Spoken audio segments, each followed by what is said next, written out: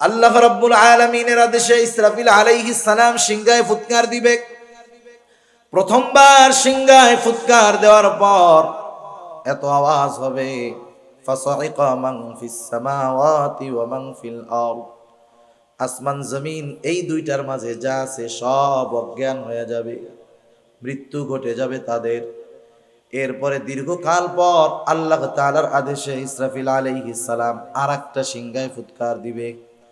আল্লাহ তাআলা বলেন, সুম্মা নুফিখা ফীহি উখরা ফাইযা হুম কিয়ামুন ইয়ানজুরুন।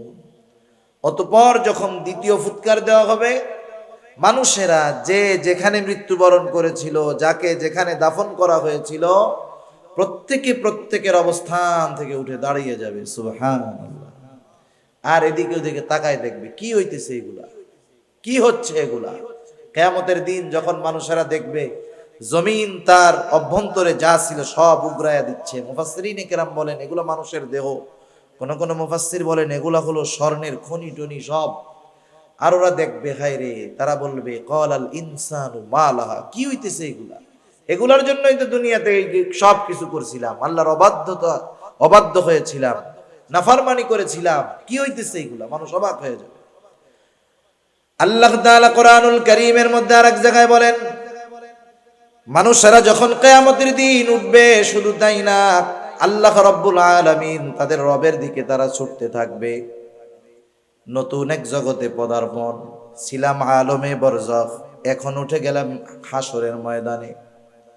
এটাও মনে করেন একটা মঞ্জিল। এই মঞ্জিলের বিশালতা কত বড়!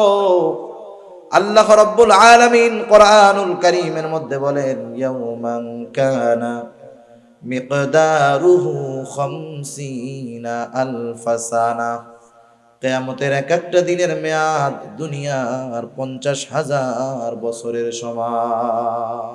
আলহামদুলিল্লাহ, আলহামদুলিল্লাহিল্লাযী হাদানা লিল ইসলাম,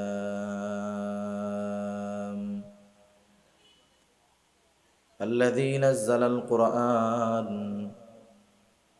হুদাল লিন-নাসি ওয়া বায়িনাতিন মিনাল হুদা ওয়াল ফুরকান,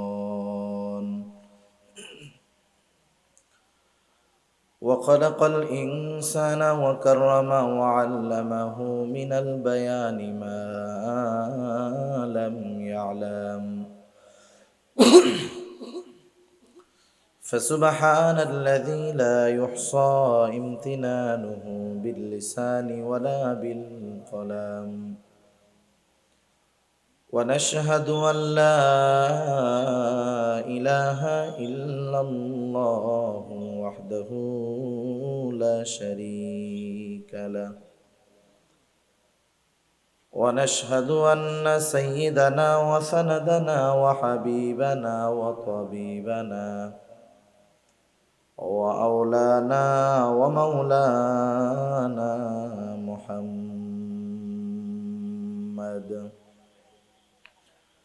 صلى الله تعالى عليه وعلى آله وأصحابه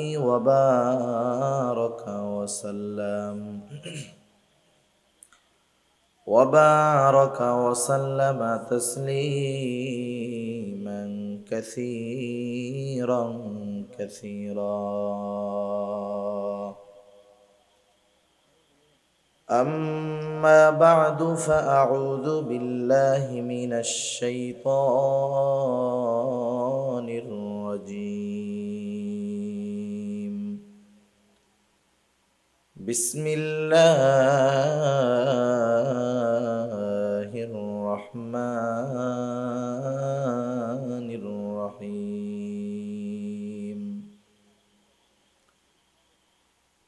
يا أيها الذين آمنوا اصبروا وصابروا ورابطوا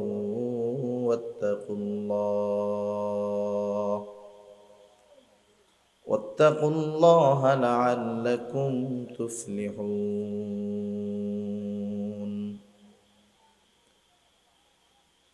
وقال تعالى: ولنبلونكم شيء من الخوف والجوع ونقص من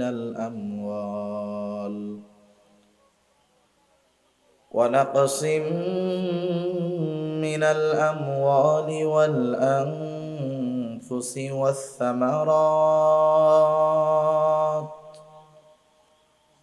وبشر الصابرين الذين إذا أصابتهم مصيبة قالوا إنا لله وإنا إليه راجعون. وقال رسول الله صلى الله عليه وسلم أشد الناس بلاء الأنبياء ثم الأمثال فالأمثال أو كما قال النبي صلى الله عليه وسلم. صدق الله العلي العظيم وصدق رسوله النبي الكريم ونحن على ذلك من الشاهدين والشاكرين والحمد لله رب العالمين. سبحانك لا علم لنا إلا ما علمتنا إنك أنت العليم الحكيم. আমরা মুহাব্বতের সাথে দুরূদ শরীফ পাঠ করি। আল্লাহুম্মা সাল্লি আলা মুহাম্মাদিন ওয়া আলা আলি মুহাম্মাদ কামা সাল্লাইতা আলা ইব্রাহিম ওয়া আলা আলি ইব্রাহিম ইন্নাকা হামিদুম মাজিদ।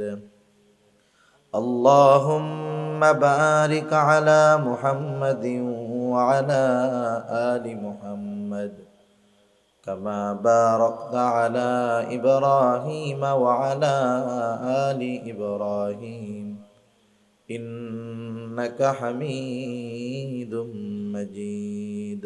বালাগাল উলা বিকামালিহি কাশাফাদ দুজা বিজামালিহি হাসনাত জামিউ ফিসালিহি সাল্লু আলাইহি ওয়া আলিহি।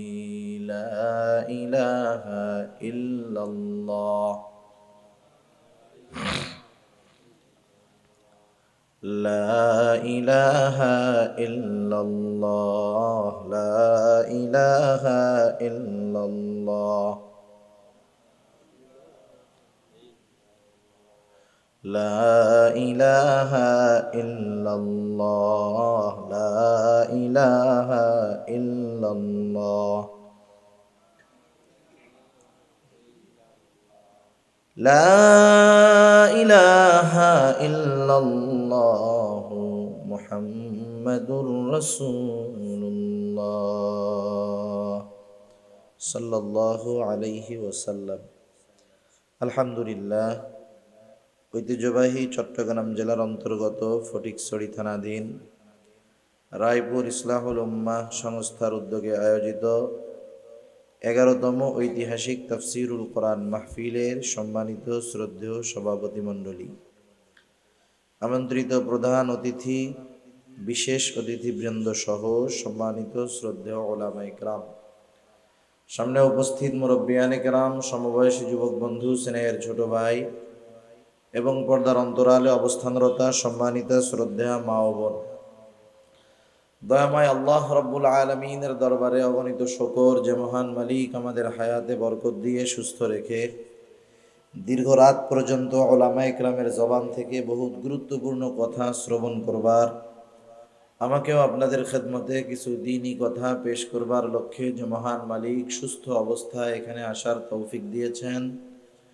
সেই মহান মানিবকে খুশি করার জন্য মোহাব্বতের সাথে জবান খুলে অন্তর থেকে আমরা একবার কালিমাতুশ শুকর পাঠ করি, আলহামদুলিল্লাহ। অগণিত দুরূদ ও সালাম সাইয়্যিদুল আম্বিয়া, আশরাফুল আম্বিয়া, খাতামুল আম্বিয়া, বিশ্বনবী, শেষ নবী, শ্রেষ্ঠ নবী মুহাম্মদুর রাসূলুল্লাহ সাল্লাল্লাহু আলাইহি ওয়াসাল্লামের প্রতি আমি আপনাদের খেদমতে পবিত্র কোরআনুল কারীমের সূরা আলে ইমরানের সর্বশেষ আয়াত ও পবিত্র কোরআনুল কারীমের সর্ববৃহৎ সূরা বাকারা থেকে দুইটা আয়াত ও রাসূল আকরাম সাল্লাল্লাহু আলাইহি ওয়াসাল্লামের অগণিত হাদিস থেকে একটা হাদিস পাঠ করেছি। আল্লাহ সুবহানাহু ওয়া তাআলা সূরা আলে ইমরানের সর্বশেষ 200 নম্বর আয়াতে আমাদেরকে সফল মুমিন হতে বলেছেন।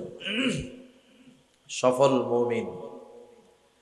কোরআনুল কারীমের অন্যতম একটি বৈশিষ্ট্য হলো কোরআনুল কারীমের মধ্যে আল্লাহ সুবহানাহু ওয়া তাআলা শুধু আদেশ করেন তা নয়, বরং যেই আদেশটা করেন সেই কর্মটা কিভাবে বাস্তবায়ন করতে হবে আল্লাহ তাআলা এটাও আমাদেরকে জানায় দেন। সুবহানাল্লাহ। এটা আল্লাহ সুবহানাহু ওয়া তাআলার বড় ইহসান আমাদের প্রতি, দয়া আমাদের প্রতি। যেমন আল্লাহ তাআলা মুত্তাকি হতে বলেছেন কোরআনুল কারীমের মধ্যে। এখন মুত্তাকি কিভাবে হব আল্লাহ তাআলা কোরআনুল কারীমে জানিয়ে দিয়েছেন। যেমন ইয়া আইয়ুহাল্লাযীনা আমানুত্তাকুল্লাহ ওয়া কুনু মা'আস সাদিকিন। আল্লাহ তাআলা বলতেছেন, হে ঈমানদারেরা, আল্লাহ তাআলাকে ভয় করো। প্রশ্ন যদি করি আল্লাহ তাআলা ভয় কিভাবে করব, তাকওয়া কিভাবে অর্জন করব, আল্লাহ তাআলাই বলেন কুনু মা'আস সাদিকিন, তোমরা সত্যবাদীদের সঙ্গী হয়ে যাও। আবার আল্লাহ তাআলা আরেক জায়গায় বলেন ইয়া আইয়ুহাল্লাযীনা আমানুত্তাকুল্লাহ। আল্লাহ তাআলা বলেন, হে ঈমানদারেরা, তোমরা আল্লাহ তাআলাকে ভয় করো, মুত্তাকি হও। আমরা জিজ্ঞাসা করি কিভাবে হব, আল্লাহ তাআলা বলেন কুলু কওলান সাদীদা, তোমরা সোজা কথা বলো। এরকম ভাবে আল্লাহ তাআলা আদেশ যেটা করেন সাথে সাথে সেই আদেশ বাস্তবায়নের পদ্ধতিও আল্লাহ তাআলা কোরআনুল কারীমের মধ্যে জানায় দেন। এজন্য আল্লাহ তাআলা আমাদেরকে সফল হতে বলেছেন এবং কি করলে সফলতা অর্জন করা যাবে এও আল্লাহ তাআলা আমাদেরকে জানিয়ে দিয়েছেন। কারণ দুনিয়াতে সফলতা বিফলতার ভিত্তি মানদণ্ড একরকম, সংজ্ঞা একরকম। আল্লাহ তাআলার কাছে সফলতা বিফলতার সংজ্ঞা আর এক রকম। দুনিয়াতে আমরা সফল কাকে বলি? দুনিয়ার লাইনে যে প্রসিদ্ধি অর্জন করে, অনেক সম্পদের মালিক হয় অল্প সময়ে অনেক বড় নেতা হয়ে যায়, পদ লাভ করে, অনেক বড় দুনিয়াবি ডিগ্রি অর্জন করে, আমরা লোকটাকে বলি সে একজন সফল মানুষ, সফল ব্যবসায়ী। কিন্তু আল্লাহ সুবহানাহু ওয়া তাআলার কাছে দুনিয়াবি এই সফলতা অর্জন করলেই আসল সফল হওয়া যায় না। কারণ দুনিয়া সম্পৃক্ত যেই সফলতা, এটা চোখ বন্ধ হওয়ার সাথে সাথে সেটা শেষ। একজন বড় ডিগ্রি লাভ করলো, ডক্টরেট শেষ করলো, পিএইচডি করলো, বলেন তো মৃত্যুবরণ করার সাথে সাথে তার এই ডক্টরেট ডিগ্রির কোনো দাম আছে? কোনো দাম নাই। একজন অনেক টাকার মালিক হলো, চোখ বন্ধ করার সাথে সাথে বলেন তো এই টাকার কোনো দাম আছে? তাহলে বোঝা গেল দুনিয়া সম্পৃক্ত সফলতা আমরা যাকে বলি এটা চোখ বন্ধ হওয়ার সাথে সাথেই শেষ হয়ে যায়। কিন্তু আল্লাহ তাআলা আমাদেরকে এমন সফল হতে বলেছেন যেই সফলতার শুরু আছে শেষ নাই। সেজন্য আল্লাহ তাআলার সংজ্ঞায় সফলতা অন্য জিনিস। আমরা যাদেরকে সফল ভাবি আল্লাহ তাআলার কাছে তারা সফল নাও হতে পারে। সফল তাহলে কারা? আল্লাহ তাআলা কোরআনুল কারীমের মধ্যে বলেন ফামান যুহজিহা আনিন নার ওয়া উদখিলাল জান্নাতা ফাকাদ ফাজ। আল্লাহ রাব্বুল আলামিনের সংজ্ঞায় সফল হলো তারা জাহান্নাম থেকে বেঁচে জান্নাতে যাবে যারা। আল্লাহ তাআলার সংজ্ঞায় সফল হলো তারা। আর যেই দিন আল্লাহ রাব্বুল আলামিন সফলতা বিফলতার সার্টিফিকেট দিবেন, সনদ দিবেন, সেই দিনটা হলো কিয়ামতের দিন। একটু আগেই আল্লাহ রাব্বুল আলামিন বলেন, ওয়া ইন্নামা তুওয়াফাউনা উজুরাকুম ইয়াওমাল কিয়ামাহ ফামান যুহজিহা আনিন নার ওয়া উদখিলাল জান্নাতা ফাকাদ ফাজ। আল্লাহ রাব্বুল আলামিন বলেন, ওয়া ইন্নামা তুওয়াফাউনা উজুরাকুম ইয়াওমাল কিয়ামাহ, কিয়ামতের দিন প্রত্যেককে পরিপূর্ণ প্রতিদান দেওয়া হবে। কিসের প্রতিদান? দুনিয়ায় কে কেমন আমল করেছে তার প্রতিদান। যেমন আমাদের দুনিয়ার মধ্যে স্কুল, কলেজ, ভার্সিটি, মাদ্রাসার মধ্যে পরীক্ষা হয় কি হয় না? অবশ্যই পরীক্ষা আগে, ফলাফল তারপরে। অনুরূপভাবে কিয়ামতের দিবসটা হলো ফলাফল ঘোষণার জায়গা, পরীক্ষার জায়গা নয়। তাহলে পরীক্ষার জায়গা কোথায়? পরীক্ষার জায়গা হলো এই দুনিয়া। দুনিয়া হলো পরীক্ষার হল, আর পরকাল হলো ফলাফলের দিবস, প্রতিদান দিবস। পরীক্ষার হলে সময় কম। একজন পরীক্ষার হলে ঢুকলে একটা বিষয়ে কয় ঘন্টা সময়? সর্বোচ্চ 3 ঘন্টা সময়, ঠিক না? কিন্তু যদি এই 3 ঘন্টা সময় ওই ছাত্র কাজে লাগাতে ব্যর্থ হয়, 3 ঘন্টা সময় যদি কাজে লাগাতে ব্যর্থ হয়, তাহলে তার ব্যর্থতা থাকে সারা জীবন, ঠিক কিনা বলেন? আবার কোন ব্যক্তি যদি পরীক্ষার হলের অল্প সময় কাজে লাগাতে পারে, তাহলে তার সফলতা হয় দীর্ঘদিন ব্যাপী, অনেক দিন ব্যাপী। এই জন্য দুনিয়া হলো পরীক্ষার জায়গা।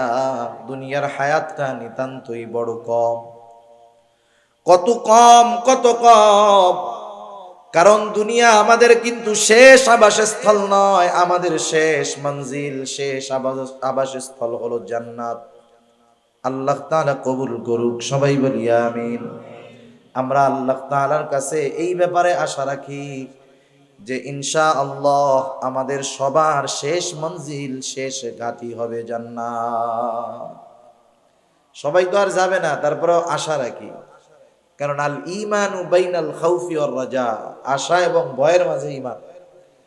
আশার ব্যাপারে আল্লাহ তাআলার নিকটে সর্বোচ্চ আশা রাখা চাই, আবার ভয়ের ব্যাপারেও সর্বোচ্চ ভীত হওয়া চাই। হযরত ওমর রাদিয়াল্লাহু তাআলা আনহু বলতেন, আমি তো আল্লাহ তাআলার কাছে এত পরিমাণ আশা রাখি যে তামাম দুনিয়ার সব মানুষ যদি জাহান্নামী হয়, একজন মানুষ যদি জান্নাতি হয়, আমি আশা করি আমি ওমর হব সেই একজন ব্যক্তি। সুবহানাল্লাহ।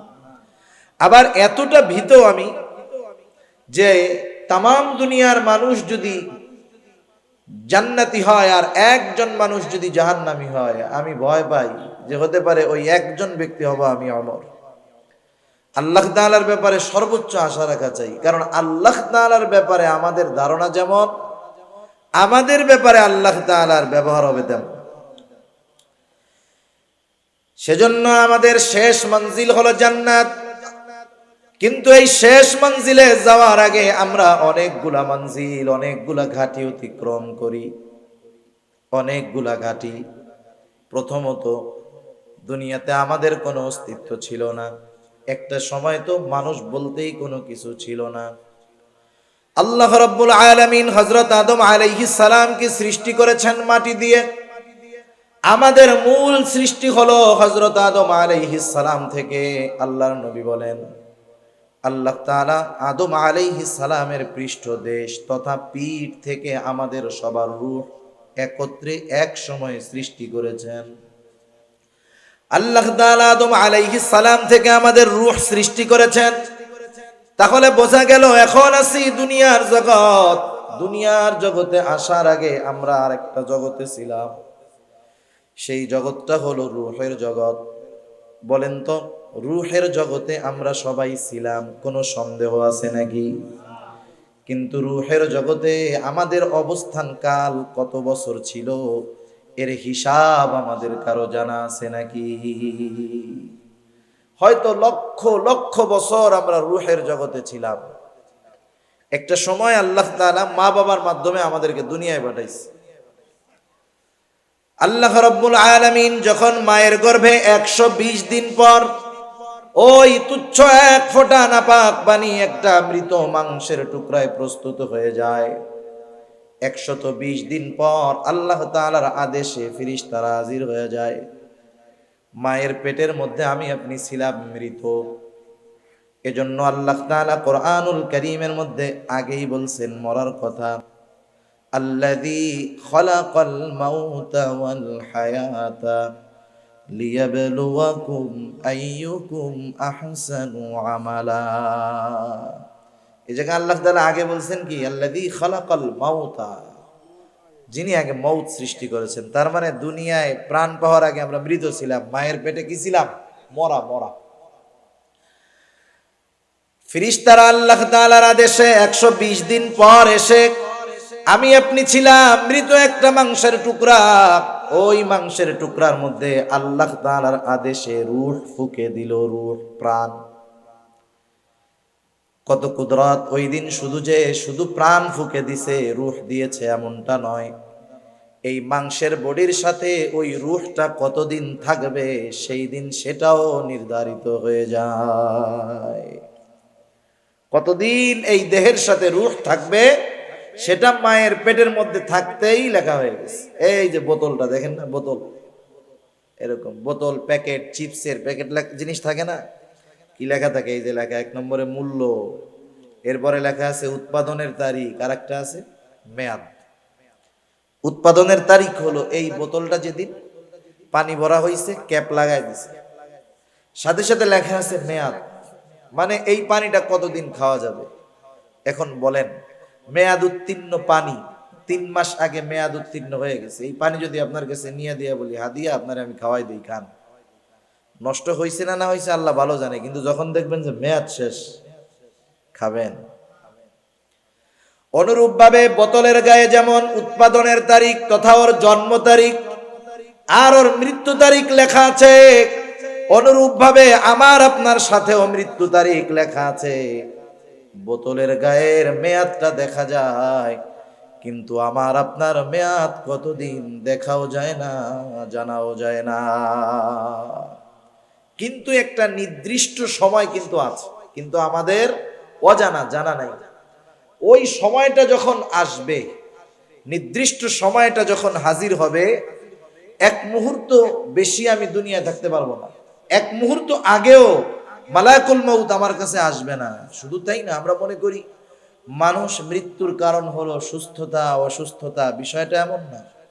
সমাজে তো অনেক মানুষ দেখা যায় 30 বছর ধরে ঘরে পড়ে আছে, কথাও বলতে পারে না, বিছানায় প্রস্রাব পায়খানা, ভারী খাবারও খায় না, শুধু স্যালাইন পানি খেয়ে বেঁচে আছে 30 বছর। আছে না এরকম? অনেক আছে। আবার একজন সুস্থ মানুষ রাতের বেলায় সুস্থ অবস্থায় ঘুমাতে গেছে, ঘুম থেকে আর জাগে নাই, শেষ।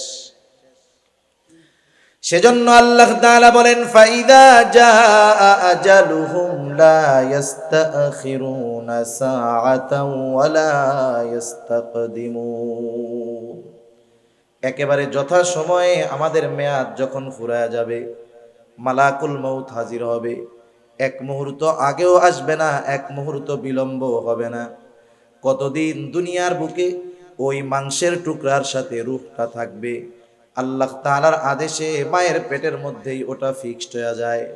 কেউ তো এমন হয় মায়ের গর্ভে থাকতেই মৃত অবস্থায় দুনিয়ায় আসে, কেউ বা দুনিয়ায় ভূমিষ্ঠ হওয়ার পরে মারা যায়, কেউ 2 বছর, 10 বছর, 15, 20, 50, 60, 70, 80 বছর, 100 বছর বাঁচে এমন লোকের সংখ্যা কম। তাহলে দেখেন, রূহের জগতে আমরা কত বছর ছিলাম হিসাব নাই, লক্ষ লক্ষ বছর। দুনিয়ার জগতে কত বছর? গড় আয়ু হলো 65 থেকে 70 বছর মাত্র। এরপরে যেই দিন আমার মেয়াদ শেষ হয়ে যাবে, মালাকুল মউত আমার দেহ থেকে রূহটাকে ছিনিয়ে নিয়ে যাবে। আমাদের এলাকায় মানুষ মারা যাওয়ার পর মাইকিং করা হয়, ঘোষণা করা হয়, অমুক এলাকার অমুক আজ বিকাল 5 ঘটিকার সময় ইন্তেকাল করিয়াছে, আগামী দিন সকাল 8টায় ঈদগাহ ময়দানে তার জানাজা হবে। এরকম ঘোষণা করে না? কি বলে? বলে ইন্তেকাল করিয়াছে। ইন্তেকাল শব্দের অর্থ হলো স্থানান্তরিত হওয়া। এক জায়গায় ছিল আর এক জায়গায় গেছে, তার মানে আব্দুর রহিম শেষ হয়ে যায় নাই, আব্দুর রহিম এতকাল দুনিয়ার জগতে ছিল, স্থানান্তরিত হয়ে নতুন এক জগতে পদার্পণ করেছে, যেই জগতের নাম হলো আলমে বারজাখ। কবর জগতে গেছে, নতুন এক জগতে গেছে। মাঝে মধ্যে আপনাদের বাজারে দেখবেন এক বিল্ডিং এ অনেক দিন অগ্রণী ব্যাংক আছে, এইবার ব্যাংক ওই বিল্ডিং চেঞ্জ করে আরেক জায়গায় গেছে। এবার ওইখানে লেখা থাকে ব্যাংক স্থানান্তর করা হয়েছে। ব্যাংক চলে যায় নাই, স্থানান্তর করা হয়েছে। এখানে ছিল আরেক জায়গায় নেওয়া হয়েছে। আমরা ছিলাম দুনিয়ার জগতে, যেতে হবে নতুন এক জগতে, এটার নাম হলো আলমে বরজখ, সোজা কথায় কবর জগৎ। ওইখানে আমাদের কতদিন থাকতে হবে বলেন তো, হিসাব আছে নাকি? হয়তো লক্ষ লক্ষ বছর পার হয়ে যাবে, এরপরেও কবর জগতের একদিন অবসান ঘটবে, কবর জগৎ একদিন শেষ হয়ে যাবে। নতুন এক জগতের দিকে আমাদেরকে রওনা হতে হবে। আল্লাহ তাআলা কোরআনুল কারীমের মধ্যে বলেন, ওয়ানুফিখা ফিস সূরি ফাসাইকা মান ফিস সামাওয়াতি ওয়া মান ফিল আরদ সুম্মা নুফিখা ফীহি উখরা ফাইযা হুম কিয়ামুন ইয়ানদুরুন। আল্লাহ রাব্বুল আলামিনের আদেশে ইসরাফিল আলাইহিস সালাম সিংহায় ফুৎকার দিবে। প্রথমবার সিংহায় ফুৎকার দেওয়ার পর এত আওয়াজ হবে, ফাসাইকা মান ফিস সামাওয়াতি ওয়া মান ফিল আরদ, আসমান জমিন এই দুইটার মাঝে যা আছে সব অজ্ঞান হয়ে যাবে, মৃত্যু ঘটে যাবে তাদের। এরপরে দীর্ঘকাল পর আল্লাহ তাআলার আদেশে ইসরাফিল আলাইহিস সালাম আরেকটা সিংহায় ফুৎকার দিবে। আল্লাহ তাআলা বলেন, সুম্মা নুফিখা ফীহি উখরা ফাইযা হুম কিয়ামুন ইয়ানদুরুন। অতঃপর যখন দ্বিতীয় ফুৎকার দেওয়া হবে, মানুষেরা যে যেখানে মৃত্যুবরণ করেছিল, যাকে যেখানে দাফন করা হয়েছিল, প্রত্যেকে প্রত্যেকের অবস্থান থেকে উঠে দাঁড়িয়ে যাবে। সুবহানাল্লাহ। আর এদিকে ওদিকে তাকায় দেখবে কি হইতেছে, এগুলা কি হচ্ছে। এগুলা কিয়ামতের দিন যখন মানুষেরা দেখবে জমিন তার অভ্যন্তরে যা ছিল সব উগরায়া দিচ্ছে। মুফাসসিরিন কেরাম বলেন এগুলো মানুষের দেহ, কোন কোন মুফাসসির বলেন এগুলা হলো স্বর্ণের খনি টনি সব। আর ওরা দেখবে, হায় রে, তারা বলবে ক্বালাল ইনসানু মা লাহা, কি হইতেছে এগুলা? এগুলার জন্যই তো দুনিয়াতে সব কিছু করছিলাম, আল্লাহর অবাধ্য হয়েছিলাম, নাফরমানি করেছিলাম, কি হইতেছে এগুলা? মানুষ অবাক হয়ে যাবে। আল্লাহ তাআলা কোরআনুল কারীমের মধ্যে আরেক জায়গায় বলেন, মানুষেরা যখন কিয়ামতের দিন উঠবে, শুধু তাই না, আল্লাহ রাব্বুল আলামিন তাদের রবের দিকে তারা ছুটতে থাকবে। নতুন এক জগতে পদার্পণ, ছিলাম আলমে বরজখ, এখন উঠে গেলাম হাসরের ময়দানে। এটাও মনে করেন একটা মঞ্জিল। এই মঞ্জিলের বিশালতা কত বড়! আল্লাহ রাব্বুল আলামিন কোরআনুল কারীমের মধ্যে বলেন, ইয়াউমান কানা মিকদারুহু 50,000 সানা। কিয়ামতের এক একটা দিনের মেয়াদ দুনিয়ার 50,000 বছরের সমান। একটা সময় বিচার আচার হবে, মানুষেরা প্রথমে তো দুই ভাগে ভাগ হবে। আল্লাহ তাআলা বলেন, ফারিকুন ফিল জান্নাহ ওয়া ফারিকুন ফিস সাঈর। একটা দল জান্নাতি আর একটা দল জাহান্নামী। জান্নাতের মধ্যে থাকবে দুই অবস্থা, এক দল থাকবে বেঈমান, তারা অনন্তকাল জাহান্নামী। আর এক দল থাকবে ইমানদার তবে গুনাহগার, নাফরমান। এই মানুষগুলা পাপের শাস্তি ভোগ করার পর ঈমানের কারণে তারাও জান্নাতে প্রবেশ করবে। এইবার যারা জান্নাতি অনন্তকাল জান্নাতি, এইবার যারা জাহান্নামী অনন্তকাল জাহান্নামী। এই জান্নাতি এদের অবস্থান জান্নাতে শুরু হবে, শেষ হবে না। জাহান্নামে যারা অবস্থান করবে অনন্তকাল অবস্থান করবে, সময় শেষ হবে না। এই যে মঞ্জিলগুলা গেল, কথা বুঝতেছেন আপনারা? সজাগ আছেন তো?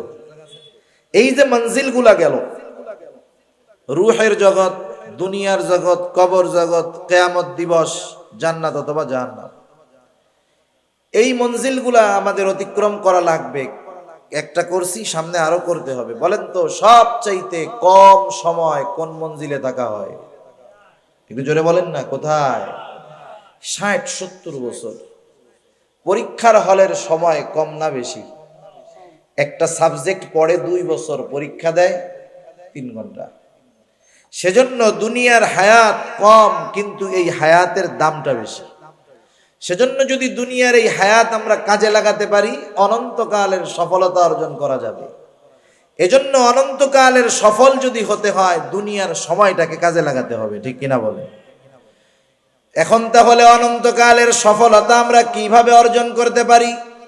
সূরা আলে ইমরানের সর্বশেষ আয়াতে আল্লাহ রাব্বুল আলামিন আমাদেরকে বলেন, ইয়া আইয়ুহাল্লাযীনা আমানু, আল্লাহ তাআলা বলেন, হে ঈমানদারেরা, ইসবিরু, তোমরা সবর করো। শুধু সবর করলে হবে না, ওয়াসাবিরু, সবরের উপরে তোমরা অটল থাকো। ওয়ারাবিতু, সর্বদা জিহাদের জন্য প্রস্তুত থাকো।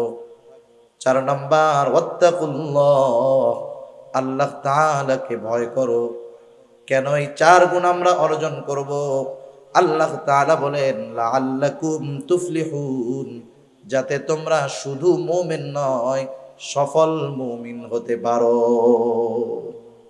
তাহলে সফল কারা? জান্নাতে যাবে যারা। সফল কারা? জান্নাতে যাবে যারা। সবাই চাই তো? আল্লাহ কবুল করুন। তাহলে 1 নাম্বার গুণ হলো, যদি সফল হতে চাই, আল্লাহ তাআলা বলেন, হে ঈমানদারেরা, ইসবিরু, তোমরা সবর করো। সবর, সবর বলতে আমরা কি বুঝি? সবর কোথায় করব, কিভাবে করব, আমাদের অনেকের জানা নাই। অনেক সময় আমরা মনে করি বিপদ আপদ, মুসিবত, কষ্ট, ক্লেশ, এখানেই মনে হয় শুধু সবর। সবর মনে হয় আর কোনো জায়গায় নাই। কিন্তু তাফসিরে মারিফুল কোরআন সহ দুনিয়ার যত প্রসিদ্ধ তাফসির রয়েছে, প্রত্যেকটা তাফসিরের মধ্যে মুফাসসিরিন ইকরাম জানায় দেন, সবর শুধু বিপদ আপদ মুসিবতের মধ্যে নয়, সবর হবে 3 জায়গায়। কয় জায়গায় হবে সবর? 3 জায়গায়। 1 নাম্বার সবর হবে সবরুন আলাত তাআত, আনুগত্যের মধ্যে সবর। আনুগত্যের মধ্যে হবে সবর, তথা সবরুন আলাল ইবাদাহ, ইবাদতের মধ্যে সবর। কারণ আনুগত্যটাই হলো ইবাদত। আল্লাহ এবং রাসূলের পরিপূর্ণ আনুগত্য যারা করে, তারাই মূলত ইবাদত করে। সেই জন্য আল্লাহ তাআলার যত আদেশ আছে, নিষেধ আছে, সবগুলা বিনা যুক্তিতে, বিনা চিন্তায় মেনে নেওয়ার নাম হলো আনুগত্যতা। আল্লাহ তাআলা যেটা করতে বলছেন সেটা করা, যেটা নিষেধ করেছেন সেটা থেকে বিরত থাকা, সোজা কথা, শেষ। এরপরে 2 নাম্বার সবর হবে সবরুন আনিল মাআসি, পাপের ক্ষেত্রে সবর। আমরা তো অনেক সময় মনে করি যে সবর মনে হয় বিপদ আপদ মুসিবতে সবর, তাইলে আবার গুনাহ থেকে সবর কেমনে হয়? রাসূল আকরাম সাল্লাল্লাহু আলাইহি ওয়াসাল্লামের একটা নসিহত ওয়ালা হাদিস আছে। হযরত আবু হুরায়রা রাদিয়াল্লাহু তাআলা আনহু হতে হাদিসটা বর্ণিত। রাসূলুল্লাহ সাল্লাল্লাহু আলাইহি ওয়াসাল্লাম হযরত আবু হুরায়রা রাদিয়াল্লাহু তাআলা আনহুকে 5টা নসিহত করেছেন। ওই হাদিসের মধ্যে প্রথম আছে, ও আবু হুরায়রা, তুমি মানুষের মধ্যে সবচাইতে বড় আবেদ হতে পারবা কেমনে? আমরা তো মনে করি নামাজ যে বেশি পড়ে সে বড় আবেদ, তাহাজ্জুদ যে বেশি পড়ে সে বড় আবেদ, নফল কোনটা বাদ যায় না সে বড় আবেদ। কিন্তু নবীজি বেশি নামাজ পড়নেওয়ালা, তাহাজ্জুদ গুজারি, আওয়াবিন ইশরাক সব পড়ে, তাকে আবেদ বলেন নাই। নবীজি বললেন, ও আবু হুরায়রা, ইত্তাকিল মাহারিমা তাকুন আবাদান নাস। নবীজি বললেন, আবু হুরায়রা, তুমি নিষিদ্ধ বিষয়সমূহ থেকে বেঁচে থাকো, তাহলে কি হবে? তুমি মানুষের মধ্যে সবচাইতে বড় আবেদ হয়ে যাবে। সুবহানাল্লাহ। তাহলে দেখেন, ইবাদতের মাধ্যমে আবেদ হয় না, গুনাহ ত্যাগ করার মাধ্যমে আবেদ হয়, ঠিক কিনা বলেন? এজন্য দেখবেন যখন আমরা কোনো আল্লাহওয়ালার কাছে যাই, ওনারা ইবাদত করার চাইতে গুনাহ ছাড়ার ব্যাপারে আগে গুরুত্ব দেন বেশি। রাসূল আকরাম সাল্লাল্লাহু আলাইহি ওয়াসাল্লাম একদিন ফজরের নামাজের সময় মসজিদে নববীর মধ্যে বসে আছেন। সব সাহাবারা নামাজের জন্য উপস্থিত। রাসূল আকরাম সাল্লাল্লাহু আলাইহি ওয়াসাল্লাম হঠাৎ করে বলতেছে, শোনো, এখন যেই ব্যক্তি দরজা দিয়ে প্রবেশ করবে সে জান্নাতি। নবীজির জবান দিয়ে বের হয়েছে সে জান্নাতি, কোনো সন্দেহ নাই। সবার নজর দরজার দিকে, কোন আল্লাহর বান্দা এখন দরজা দিয়ে ঢুকে সৌভাগ্যবান ব্যক্তি, সবাই দেখতে চায়। সবাই তাকায় দেখে এক আল্লাহর বান্দা ঢুকছে, অজু করছে, বোঝা যায় এখনো দাড়ি ভেজা পানি পড়তেছে, বাম হাতের মধ্যে জুতা। আল্লাহর বান্দা ভেতরে ঢুকলেন, প্রথম দিন গেল, আবার পরের দিন আল্লাহর নবী বলতেছে, এখন যেই ব্যক্তি দরজা দিয়ে ঢুকবে সে জান্নাতি। সবার নজর দরজার দিকে, কে সেই সৌভাগ্যবান ব্যক্তি। এবার তাকায় দেখে বিগত দিন যেই ব্যক্তি দরজা দিয়ে ঢুকেছিল আজকেও সে ঢুকছে। আগের দিন যেমন অজু করছে, দাড়ি থেকে পানি পড়তেছে, আজকেও দাড়ি থেকে পানি পড়ে। দ্বিতীয় দিন চলে গেল, তৃতীয় দিন আবার নবীজি বলতেছেন, শোনো, এখন যেই ব্যক্তি দরওয়াজা দিয়ে ঢুকবে সে জান্নাতি। সবার নজর আবার দরজার দিকে।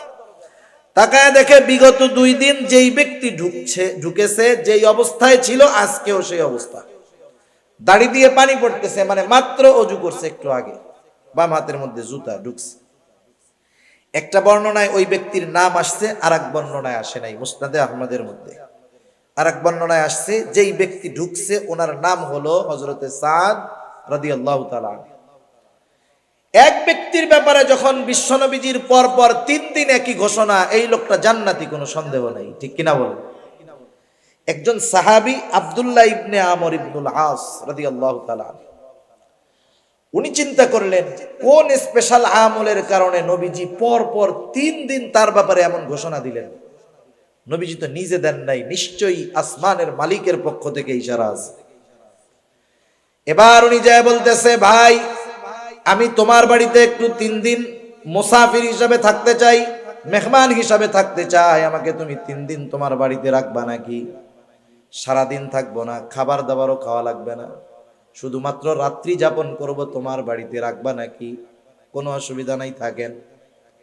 আগের আমলে মেহমানদারিটা সহজ ছিল, ঝামেলা ছিল না। এখন আমি যদি এক জায়গার মেহমান হই, আমি চিন্তা করি আমারে 5 পদের না খাওয়াইলে বদনাম, ঠিক না?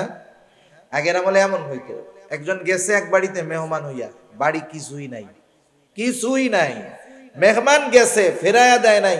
মেহমান যাওয়ার পরে বলতেছে, কি বলবো, আলহামদুলিল্লাহ আপনি আসছেন, মেহমান তো বরকত নিয়ে আসে, আমাদের ঘরে কিছু নাই, আমরা রোজা আছি, আপনিও থাকেন, ইনশাল্লাহ কিছু একটা হবে। আর এখন মেহমান আসলে আমার ঘরে কিছু নাই, আমি যদি বলি আমারও ইজ্জত শেষ, মেহমানেরও ইজ্জত শেষ, ঠিক কিনা বলেন? সেজন্য আগে মেহমান আসলে মানুষ খুশি হইতো যে বরকত আসতেছে, এখন মেহমান আসলে টেনশনে পড়ে যায় যে মাসের শেষ, কি খাওয়ামু, কি করবো, কি বদনাম করবে আত্মীয় স্বজনের কাছে যায়, ঠিক আছে? সব লোক দেখানো লৌকিকতা হয়ে গেছে আমাদের, ঠিক কিনা বলেন? সেজন্য মেহমান আসলে বরকত আগের মতো আসে না, আমাদের নিয়তের গরমিলের কারণে। এখন উনি রাতের বেলা থাকবে, খাবে টাবে না, কিন্তু উনি তো থাকবে ঘুমানোর জন্য না, দেখার জন্য রাতের বেলা কি আমল করে উনি। এশার নামাজ পড়ে একসাথে বাড়িতে যাওয়ার পর ওনারে দিছে আরেক ঘরে থাকার জন্য, উনি ঘুমায় না, খেয়াল করতেছে হযরতে সাদ কি করে। তিনি দেখলেন এশার নামাজের পর খাওয়া দাওয়া খেয়ে আল্লাহর বান্দা ঘুমাইছে।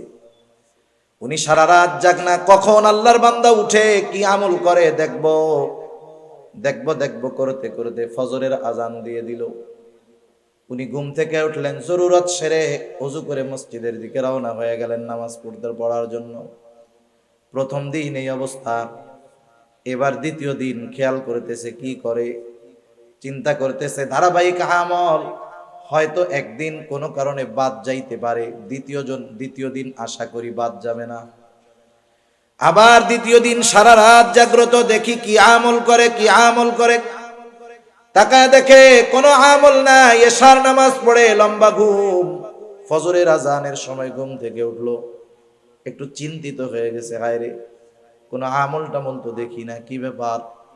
দেখি আরেকটা দিন থাকি, কারণ কোনো ব্যক্তি যদি ধারাবাহিকভাবে কোনো আমল করে, সাধারণত যত ব্যস্ততা থাকুক না কেন পরপর 3 দিন বাদ যাবে না। তৃতীয় দিন রাত্রে আবার সারা রাত জাগ্রত, দেখতে চায় কি করে। দেখলো এশার নামাজ পড়ে ঘুমায়, ফজরের আজান দিলে ঘুম থেকে উঠলো, এবার আর মনের মধ্যে কৌতূহল চাপায় রাখতে পারে নাই। প্রশ্ন করতেছে এবার ওকে যে ভাই শোনো, পরপর 3 দিন তোমার বাড়িতে অবস্থানের একটা কারণ আছে। এর আগে পরপর 3 দিন ফজরের নামাজের সময় আমরা মসজিদের ভিতর নবীজি ঘোষণা করলেন, এখন যেই ব্যক্তি দরজা দিয়ে ঢুকবে সে জান্নাতি। আমরা পরপর 3 দিন দরজার দিকে তাকায় দেখলাম, পরপর 3 দিন যেই ব্যক্তি ঢুকেছে তুমি হলা সেই ব্যক্তি। পরপর তোমার নামে নবীজি 3 দিন এই ঘোষণা দিছে, তুমি তো জান্নাতি, কোনো সন্দেহ নাই। কিন্তু এই 3 দিন রাত্রে তোমার বাড়িতে ছিলাম তোমার আমল দেখার জন্য, কিছুই তো পাইলাম না। কি করলা একটু কও তো। হযরতে সাদ রাদিয়াল্লাহু তাআলা আনহু বলেন, নবীজি যদি আমার ব্যাপারে এমন ঘোষণা দিয়ে থাকেন তো আলহামদুলিল্লাহ, আল্লাহর কৃতজ্ঞতা প্রকাশ করি। তুমি যে উদ্দেশ্য আসছো, আমার এমন কোনো আমল নাই। আমি কি করি শোনো, এশার নামাজ পড়ে রাতে ঘুমাতে যাই। যখন আমি ঘুমাতে যাই, আমাকে যারা কষ্ট দিয়েছে আমি তাদেরকে মাফ করে দেই, ক্ষমা করে দেই। কারো অন্তরের মধ্যে যদি হিংসা বিদ্বেষ কারো ব্যাপারে থাকে, আমি সব দূর করে জাড়া দিয়ে ঘুমায় যাই। মনটাকে পরিষ্কার করে আমি ঘুমাতে যাই, এতটুকু করি, এর চেয়ে আর বেশি কিছু না। এইবার আব্দুল্লাহ ইবনে আমর ইবনুল আস রাদিয়াল্লাহু তাআলা আনহু বলেন, তুমি যে রাতের বেলা অন্তরকে পাক সাফ করে ঘুমাও, এর জন্যই তোমার এই ফজিলত। দেখছেন, সামান্য বিষয়, এই সামান্য বিষয় ত্যাগ করছে, বড় আবেদ হয়ে গেছে। সেজন্য গোনা ছাড়লেই বড় আবেদ হওয়া যায়, আর গোনার থেকে সবর করতে পারলে বড় আবেদ হওয়া সম্ভব। ঠিক কিনা বলেন? আর গোনা সামনে আসতেই পারে, গোনা সামনে আসলে চিন্তা করতে হবে, চোখ দিয়ে গোনা করব, চোখ তো আমার বন্ধু না, চোখ তো দুশ্মন। হাত দিয়ে গোনা করব, হাত তো আমার বন্ধু না, হাত তো আমার দুশ্মন। কারণ এরা কিয়ামতের দিন আল্লাহ তাআলা এদের জবান খুলে দিবে, আর ওরা সেই দিন সব কথা বলে দিবে আমার কথা। কান দিয়ে আমি গোনা শুনতেছি, গান শুনতেছি, কান আমার দুশ্মন, কিয়ামতের দিন ওরা বলে দিবে। আমি যখন প্রত্যেকটা গোনা সামনে আসলে এই চিন্তাটা শুধু করব যে আমার আল্লাহ দেখতেছে, 2 কাঁধের ফেরেশতা দেখতেছে, যা কথা বলতেছি আর এক ফেরেশতা রেকর্ড করতেছে। এই হাত পা অঙ্গ প্রত্যঙ্গ গুলো আমার গোনার সাক্ষী হচ্ছে, জমিন সাক্ষী হচ্ছে, সময় সাক্ষী হচ্ছে। কোথায় যাব আমি? এই চিন্তা বারবার বারবার করলে এক সময় গোনা করার সময় চিন্তা আসবে যে না, এটা আর করা যাবে না। যে গোনা আমি করতেছি, যেটা দেখতেছি আমি একা দেখি না, এই ফেরেশতারাও দেখে। ঠিক কিনা? আল্লাহ তাআলা দেখে। যা আমি শুনি এগুলো আল্লাহ তাআলা শোনেন, তাহলে আমি কোথায় যাব? কোনো জায়গায় আমার যাইয়া গুনাহ করার উপায় নাই। এই চিন্তা যখন ভেতরে আমি আস্তে আস্তে ঢুকাবো, তখন গুনার থেকে আমি সবর করতে পারবো, বেঁচে থাকতে পারবো। 3 নাম্বার সবর হলো সবরুন আলাল মাসায়েব, বিপদ আপদ মুসিবতের ক্ষেত্রে সবর। বিপদ আপদ মুসিবত দুনিয়াতে আসবে, এটা স্বাভাবিক, সেই কথাই আল্লাহ তাআলা জানায় দিলেন। আল্লাহ তাআলা বলেন, ওয়ালা নাবলুওয়ান্নাকুম বিশাইইম মিনাল খাউফি ওয়াল জু' ওয়া নাকসিম মিনাল আমওয়াল ওয়াল আনফুসি ওয়াস সামারাত। আল্লাহ রাব্বুল আলামিন 2টা তাকিদ যোগ করে বলেন, ওয়ালা নাবলুওয়ান্নাকুম, আমি অবশ্যই অবশ্যই তোমাদের পরীক্ষা নিব।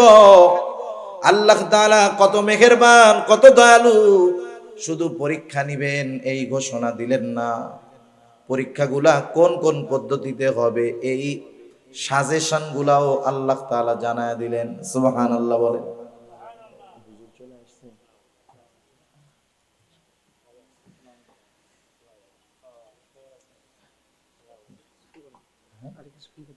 আচ্ছা, কত মেহেরবান, শুধু যদি বলতেন আমি পরীক্ষা নিব, কিছু বলার ছিল, করার ছিল, আমাদের কিছু করার বা বলার ছিল বলেন? ছিল না। কিন্তু পরীক্ষাগুলা কিভাবে নেবেন আল্লাহ তাআলা বলে দিলেন। যেমন দেখেন, পরীক্ষার আগে ছাত্ররা ওস্তাদদের কাছে যায়, স্কুলেও যায়, মাদ্রাসায়ও যায়। যাওয়ার পরে কি বলে যে হযরত কিতাব তো অনেক বড়, একটু দাগায় দেন না কোন কোন গুলো আসতে পারে। হযরত তো দাগায় দেয়, তাহলে কি হয়, বিশাল কিতাব পরীক্ষার জন্য সব যদি পড়তে হয় কঠিন হয়ে যাবে, একটু সংক্ষিপ্ত যদি হয়ে যায়, সাজেশন যদি পাওয়া যায়, তাইলে প্রস্তুতি নেওয়াটা সহজ হয়, ঠিক কিনা বলেন? আল্লাহ তাআলা কত মেহেরবান, সংক্ষিপ্ত সাজেশন দিয়ে দিয়েছেন। আর যখন কি পরীক্ষা হবে, কোন বিষয়ের পরীক্ষা হবে জানা যায়, ওটার প্রস্তুতিও নেওয়া যায়, ঠিক কিনা? একটা মেধাবী ছাত্র, খুব ভালো ছাত্র, হঠাৎ করে ফজরের নামাজের সময় উঠছে, ওরে বলা হলো চলো এখনই তোমার এই কিতাবের পরীক্ষা দিতে হবে। ও যত ভালো ছাত্র হোক, মানসিক একটা প্রস্তুতির ব্যাপার আছে, এখানে ওর পরীক্ষা খারাপ হয়ে যাবে। কিন্তু যদি বলা হয় ওই ছাত্রকে যে তোমার কিন্তু পরীক্ষা 2 মাস পরে এই বিষয়ের নেওয়া হবে, ও যখন প্রস্তুতি নেওয়ার সুযোগ পাবে, ওর পরীক্ষা ভালো হবে, ঠিক কিনা? আল্লাহ তাআলা আগের থেকেই আমরা জানি প্রস্তুতি নিতে পারি, পরীক্ষায় যেন ফেল না হয়, এজন্য আল্লাহ তাআলা আগের থেকেই জানায় দিয়েছেন পরীক্ষা কিসের কিসের মধ্যে হবে। সুবহানাল্লাহ। আল্লাহ তাআলা বলেন ওয়ালা নাবলুওয়ান্নাকুম বিশাইইম মিনাল খাউফি ওয়াল জু'। আল্লাহ তাআলা বলেন আমি অবশ্যই অবশ্যই তোমাদের পরীক্ষা নিব কিছু ভয়ের মাধ্যমে, ওয়াল জু' ক্ষুধা তথা অভাব দারিদ্রতার মাধ্যমে আমি আল্লাহ পরীক্ষা নিব। ওয়া নাকসিম মিনাল আমওয়াল, মালের লস, মালের ক্ষতির মাধ্যমে আমি আল্লাহ পরীক্ষা নিব। ওয়াল আনফুস, জানের ক্ষতির মাধ্যমে পরীক্ষা নিব। হতে পারে সেই জানের ক্ষতি আমার নিজের হতে পারে, অসুস্থতা নিজের হতে পারে, অথবা প্রিয়জনের হতে পারে। মনে করেন আল্লাহ তাআলার কাছে চাইতে চাইতে 10 বছর পরে আল্লাহ তাআলা একটা সন্তান দিলেন। যে আল্লাহ সন্তান দিলেন সে আল্লাহ চাইলে নিয়েও যাইতে পারেন। এইবার সন্তানটার বয়স যখন হলো 2-3 বছর, আব্বু আব্বু ডাকে, আম্মু আম্মু ডাকে, আবার ছেলেটারে আল্লাহ নিয়ে গেল। জানের ক্ষতি নিজের মাধ্যমে, নিজের জানের ক্ষতি অথবা প্রিয়জনের জানের ক্ষতির মাধ্যমে আল্লাহ তাআলা পরীক্ষা নেন। ওয়াসসামারাত, ফল ফসলের ক্ষতির মাধ্যমে আল্লাহ তাআলা পরীক্ষা নেন। কি পরীক্ষা নেন? আল্লাহ তাআলা দেখতে চান বান্দা কি বিপদ আপদ মুসিবতে পড়ার পর আমি আল্লাহর দিকে ফিরে আসে নাকি অন্য দিকে চলে যায়। ইমানের 6টি ভিত্তির অন্যতম ভিত্তি হলো আল কাদরি খাইরিহি ওয়া শাররিহি মিনাল্লাহি তাআলা, তাকদীরের ভালো মন্দ তথা গোটা জিন্দেগীর সব কল্যাণ অকল্যাণ কার তরফ থেকে হয়? আল্লাহর তরফ থেকে। আল্লাহ তাআলাই কল্যাণ দেন, আল্লাহ তাআলাই অকল্যাণ দেন। আল্লাহ তাআলা কল্যাণ দিয়েও পরীক্ষা নেন, অকল্যাণ দিয়েও আল্লাহ পরীক্ষা নেন। কেউ যদি মনে করে আমারে টাকা পয়সা দিছে মনে হয় ভালোবাসে এই জন্য, বিষয়টা এমন না। তাইলে কারুন হইতো আল্লাহর সবচাইতে ভালোবাসার পাত্র, ঠিক কিনা বলেন? সেজন্য আল্লাহ দিয়েও পরীক্ষা নেন, না দিয়েও পরীক্ষা নেন। দিয়ে কি পরীক্ষা নেন? দিয়ে দেখেন যে শকর করে কিনা, ফখর করে কিনা, গর্ব করে কিনা, আমি আল্লাহকে ভুলে যাই কিনা। না দিয়ে পরীক্ষা নেন যে অভাবে পড়া সে অবৈধ পথে যায় কিনা, আমি আল্লাহকে ভুলে যাই কিনা, আমি আল্লাহকে দোষারোপ করে কিনা। এজন্য আল্লাহ তাআলা যে কত মেহেরবান, বিপদ দিবেন নিজে জানায় দিলেন, আবার তিনিই বলেন যে বিপদে পড়লে কি করবা, আমি আল্লাহ তোমাদেরকে বলে দিতেছি। সুবহানাল্লাহ। 2 আয়াত আগে আল্লাহ তাআলা বলেন আল্লাযীনা ইযা আসাবাতহুম মুসিবা ক্বালু, আল্লাহ রাব্বুল আলামিন 2 আয়াত আগে বলেন ইয়া আইয়ুহাল্লাযীনা আমানুস্তাঈনু বিস-সাবরি ওয়াস-সালাহ ইন্নাল্লাহা মা'আস-সাবিরিন। আল্লাহ তাআলা বলেন হে ঈমানদারেরা ইস্তাঈনু, তার মানে বোঝা গেল ঈমানদারদের উপরে পরীক্ষা আসবে, ঠিক কিনা বলেন?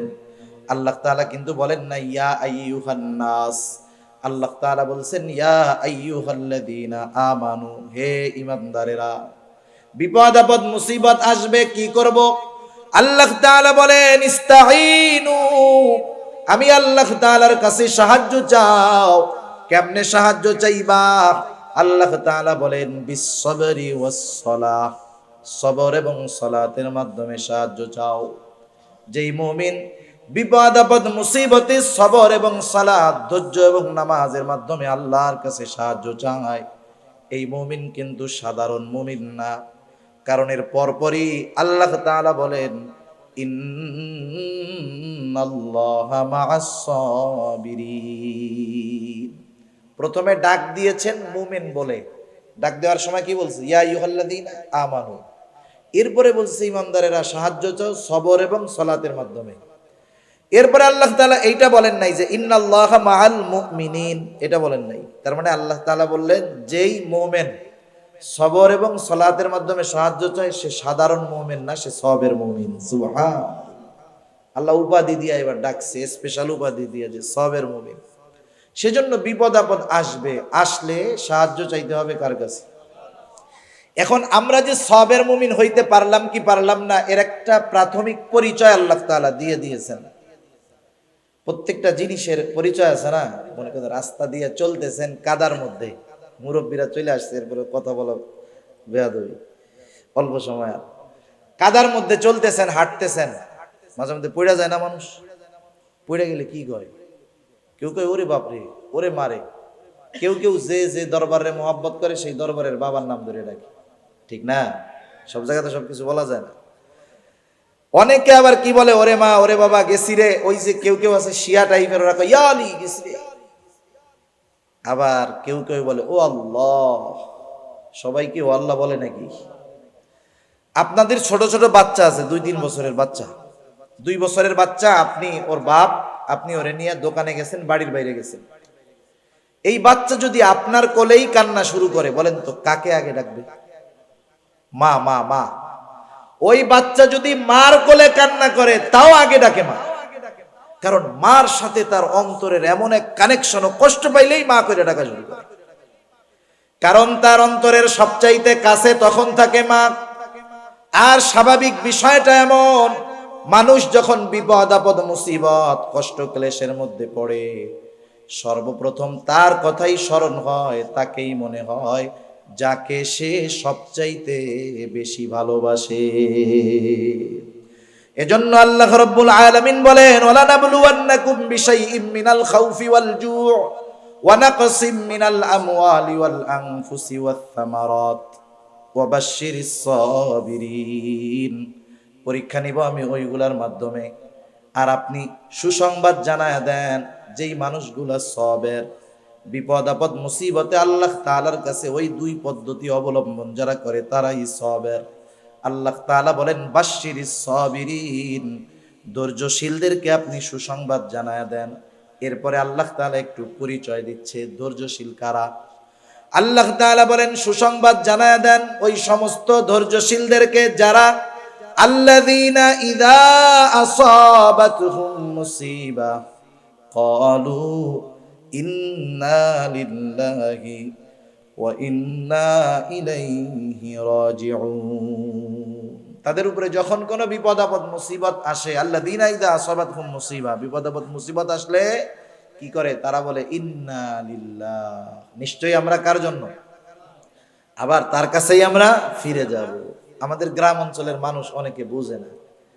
মনে করেন কেউ যদি জুতা হারাইছে বা একটু কষ্ট হয়েছে, ও যদি একটু জোরে বলে ইন্না লিল্লাহ, কানে কানে আইসা বলে কাকা মরছে কেডা, ওরা মনে করে যে মানুষ মরলেই মনে হয় শুধু এই দোয়াটা পড়তে হয়। না না, এটা সব বিপদ আপদ, ছোট বড় সব বিপদে এটা পড়তে হবে। একটা হাদিস বেলা শেষ করে দেব। সহিহ মুসলিমের মধ্যে আসছে, রাসূল আকরাম সাল্লাল্লাহু আলাইহি ওয়াসাল্লাম একটা দোয়া আমাদেরকে শিখাইয়া দিয়েছেন। আজীব এক দোয়া। দোয়া তো আমরা কিছু হাদিস থেকে শিখি, কিছু কোরআন থেকে শিখি, কিছু দোয়া শুধু কোরআন থেকে, কিছু দোয়া শুধু হাদিস থেকে। এমন এক দোয়া নবীজি শিখাইয়া দিলেন, যার এক অংশ শিখাইয়া দিয়েছেন আল্লাহ, আর এক অংশ শিখিয়ে দিয়েছেন মুহাম্মদুর রাসূলুল্লাহ সাল্লাল্লাহু আলাইহি ওয়াসাল্লাম। রাসূল আকরাম সাল্লাল্লাহু আলাইহি ওয়াসাল্লাম বলেন, যখন কেউ বিপদ আপদ মুসিবতে পড়বে সে বলবে ইন্না লিল্লাহি ওয়া ইন্না ইলাইহি রাজিউন, নিশ্চয় আমরা আল্লাহর জন্যই, নিশ্চয় আমরা আবার তার দিকেই প্রবর্তন করব, ফিরে যাব। এতটুকু বলবে। এরপর পর বলবে আল্লাহুম্মা আজুরনি ফি মুসিবাতি ওয়া আখলিফ লি খায়রাম মিনহা। এর সাথে সাথে বলবে আল্লাহুম্মা আজুরনি ফি মুসিবাতি, আয় আল্লাহ আমি যেই বিপদে পড়েছি এই বিপদের প্রতিদান আমাকে দেন, এই বিপদ থেকে আমাকে উদ্ধার করেন। শুধু উদ্ধার করবেন, ছোটখাটো প্রতিদান দিবেন তা নয়। ওয়া আখলিফ লি খায়রাম মিনহা, এই মুসিবত, এই বিপদের মাধ্যমে আমি যা হারিয়েছি তার চাইতে উত্তম আপনি আমাকে ফিরিয়ে দেন। নবীজি এরপরে বলেন, যে এই দোয়াটা পড়বে বিপদ আপদ মুসিবতের সময়, সে বিপদের মাধ্যমে যা হারাইছে তার চাইতে উত্তমটা আল্লাহ তাআলা তাকে দিয়ে দিবে। সুবহানাল্লাহ। তবে একটু শর্ত আছে। শর্ত হলো, আর এক হাদিসে আল্লাহ নবী বলেন, সবর হলো বিপদের প্রথমে। কিন্তু আমরা সবর করি কোন সময়? যখন নিজেরা আর কুলায় পারি না, ঠিক না? মনে করেন আমি বাজারে যাইতেছি, একজন বাজারে যাচ্ছে, পকেটে 1000 টাকার নোট নিয়ে হঠাৎ করে রাস্তার মধ্যে পড়ে গেছে। বাজারে যেয়ে পকেট টকেট টুকায় দেখে টাকা নাই, কি করবে? দাঁড়ায় থাকবে না আসবে পিছনে? 15-20 বার রাউন্ড দেওয়ার পরে যখন দেখবে টাকা পায় না, তখন কি বলবে জানেন? সদকা করে দিলাম টাকাটা, আল্লাহ সদকা করে দিলাম, ঠিক না? এই মুহূর্তে আরেকজন বলতেছে, কাকা আপনি কিছু খুঁজতেছেন? হ্যাঁ খুঁজি রে বাপ, আমার 1000 টাকা হারাই গেছে। এই তো 1000 টাকা। এখন বলেন এই লোক কি করবে? একটু আগে কি কইছে? সদকা করে দিলাম। এখন পিছন দিয়ে বলতেছে এই যে টাকা, এ লোক কি করবে বলেন তো? তখন আর আল্লাহকে সদকা করছিল এটা আর মনে থাকবে না। তা যাই হোক, বিপদ আপদ মুসিবত যখন একবারে আমরা যখন না পারি তখন আল্লাহর উপরে নিয়ে যাই। কিন্তু উচিত হলো প্রথম থেকেই আল্লাহর উপরে ভরসা করা, শরীয় সমর্থিত পন্থায় চেষ্টা করা। কিন্তু ওই চেষ্টা যে আমার সফলতা আনতে পারবে তা না, বরং সফলতা দিবেন কে? আল্লাহ তাআলা। যেমন 1 মিনিট আর শেষ করে দিই। হাসপাতালে যখন কোনো রুগী অসুস্থ থাকে, অনেক সময় আপনাদের কাছে আমাদের কাছে দোয়া চায়, বলে হুজুর আমার আব্বার অমুক দিন অপারেশন, একটু দোয়া করেন আল্লাহ তাআলা জানি অপারেশনটা সাকসেসফুল করে। অথবা রুগী ডাক্তার অপারেশন থিয়েটারে অপারেশন চলতেছে, দোয়া চায় কি কইরা? বলে যে একটু দোয়া করেন আল্লাহ জানি অপারেশনটা সাকসেস করে। বলেন তো, অপারেশন থিয়েটারে তো অপারেশন করতেছে ডাক্তার, আল্লাহ করতেছে অপারেশন? অপারেশন করে ডাক্তার। তার মানে ডাক্তার অপারেশন করে কিন্তু সাকসেস করতে পারে না। সাকসেস করে কে? আল্লাহ তাআলা। জীবনের বিপদ আপদ মুসিবতে এই একটা নিয়ম, আমি বৈধ পন্থায় চেষ্টা করব। আমার চেষ্টা আমাকে সফলতার শিখরে পৌঁছাতে পারবে না যদি আল্লাহ না পৌঁছায়। এই যে করোনা হইতেছে, মাস্ক, স্যানিটাইজার, টিকা, এগুলার উপরে আমার ভরসা না। এগুলা আমি নিব ঠিক আছে, কিন্তু আল্লাহ তাআলা যদি হেফাজত করে তাইলে বাঁচতে পারবো, নইলে বাঁচা সম্ভব না। আল্লাহ সুবহানাহু ওয়া তাআলা আমাদের সবাইকে এই 3টা জায়গায় সবর করার তৌফিক দান করুক। ইবাদতের মধ্যে, গুনার থেকে, বিপদ আপদ মুসিবতে, এবং আল্লাহ তাআলা আমাদের সবাইকে সাবিরিন বান্দাদের তালিকায় অন্তর্ভুক্ত হওয়ার তৌফিক দান করুক। সবাই বলি আমিন। ওয়া আখিরু দাওয়ানা আলহামদুলিল্লাহি রাব্বিল আলামিন। আসসালামু আলাইকুম ওয়া রাহমাতুল্লাহি ওয়া বারাকাতুহু।